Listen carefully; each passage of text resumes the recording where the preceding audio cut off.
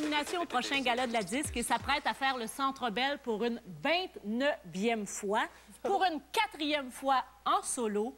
Et tout ça malgré sa très courte carrière. Marie-Mé, regardons des images, c'était hier. Ah, c'est bien, c'est bien.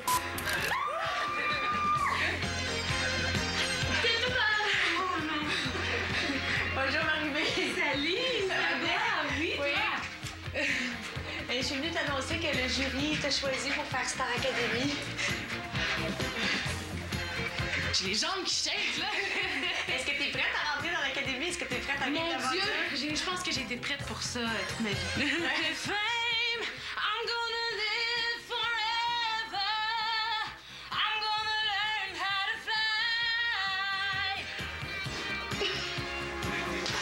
Oh! Marie-Mé, ça me touche! Je pensais pas que ça te toucherait comme ça. Vraiment, vraiment. Puis c'est drôle ce que tu dis parce que tu dis ma très courte carrière, j'ai l'impression que c'était hier, ça. Écoute, ça j'ai fait l'impression que ça 7 ans. fait 7 ans. Ça passe tellement vite. Puis je voulais tellement, là. C'était un petit bulldog. Tu sais, là, j'avais tellement de détermination. Puis j'allais faire ce métier-là à tout prix. Puis c'est drôle parce que je l'ai gardé, ça, aujourd'hui. Cette même drive-là. Mais c'est fascinant. c'est tellement cute. Marie-Mé, ça fait 7 ans, mais en 7 ans, tu n'as jamais frappé un mur. On dirait que tu as toujours continué à monter. Est-ce que tu sens que tu es à l'apogée de ta carrière? Tu es comme au top?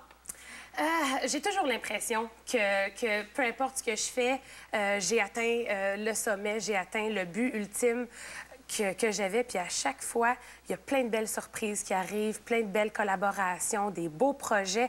Puis en même temps, j'ai des grands rêves, j'ai des grandes ambitions. Puis on dirait que je veux pas m'en mettre un plafond. Je me dis, arrivera ce qui arrivera. Moi, j'ai des grands rêves, puis je veux foncer là-dedans.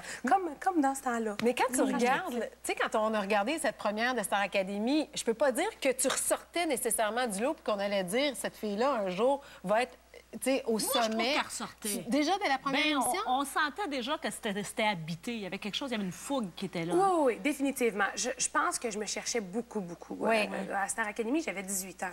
J'entrais dans le monde et puis je suis entrée dans le show business en même temps, là. Donc, je me suis cherchée beaucoup, mais en même temps, j'ai toujours su ce que je voulais faire. Je savais que je voulais faire du rock. Je savais que j'allais mener ma carrière par moi-même. Puis, je suis contente, 7 ans plus tard, encore avoir ce pouvoir-là sur ma carrière, de prendre les décisions par moi-même. Je suis bien entourée, mais j'ai gardé mon front. Mais parlons-en de ton côté rock, là. Moi, tu fumes pas, tu bois pas, tu vis dans un bungalow en banlieue. T'es rendu, tu te présentes en entrevue avec une petite laine. C'est un split level.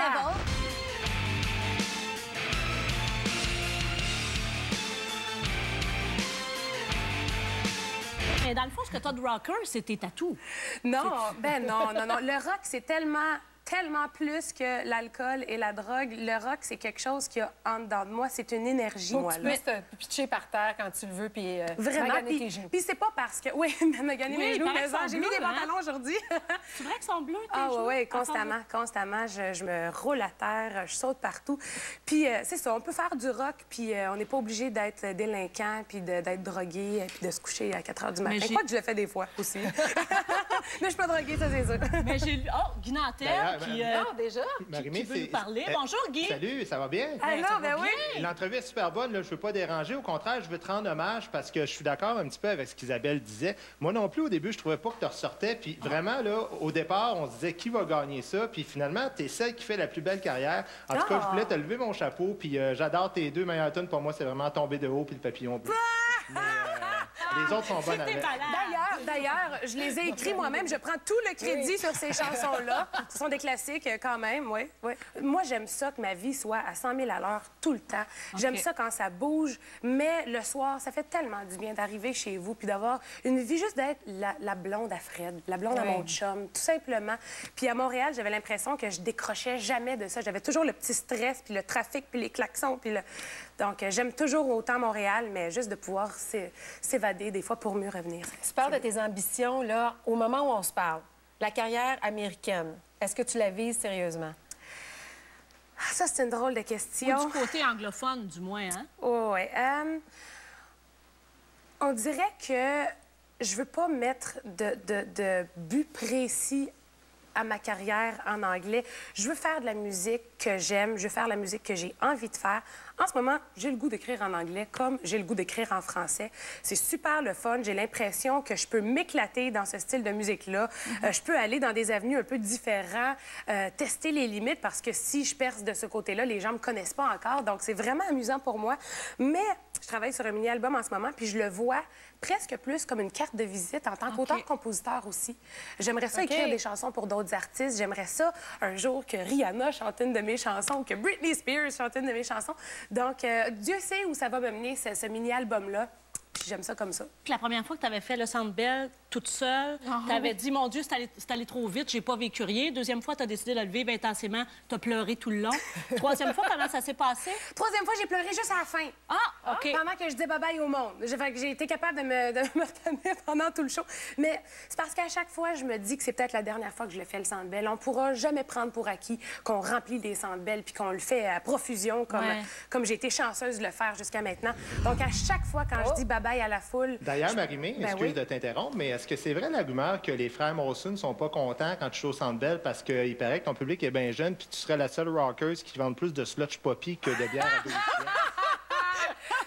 C'est drôle, je sais pas, elle vient d'où ta source, mais peut-être que tu n'étais pas là au Centre Bell, hein? Non, parce qu'il y a beaucoup de jeunes, mais il y a beaucoup de parents aussi. Ben oui, il est bien accompagné. Puis ce qui est formidable dans mon show, puis ce qui est presque le plus valorisant, c'est de voir des parents qui viennent voir mon show puis qui sont pas certains au début, qui accompagnent leur enfant.